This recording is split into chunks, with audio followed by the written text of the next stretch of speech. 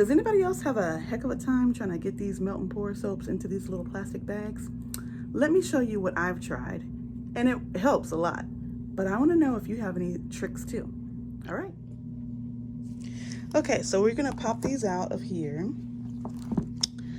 These are melt and pour soaps, and I made them yesterday, and they set overnight, and I'm just popping them out. So see how they have this really pretty shiny finish and everything? But the tricky part is when you try to stick them into the plastic bags, they stick. I don't know if you can see that, but they're like impossible to get in there. So what I'm gonna do is, this is just some plain cardstock, right? You can see that.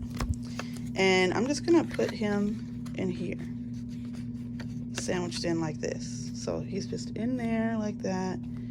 And then I'm gonna take, this is cut a little bit smaller than the bag. Okay, I don't know if you can see that, but cut a little bit smaller than the bag. And I'm just gonna take this, and we're gonna kind of pinch the edges, all right? And I'm just gonna work this in here with the cardstock on it, because the cardstock slides in so much easier. Then I'm just gonna wiggle down the soap, so you can see that, down to the bottom. And I'm gonna take the cardstock paper out.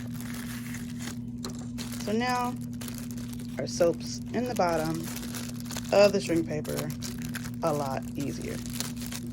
If you guys have any tips and tricks, please share. I'd love to know. And then at this point, I'm just gonna seal it. Sealed. And we're just gonna go around.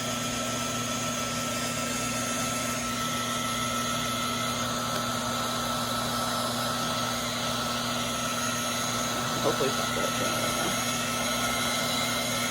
Shrink it all the way around.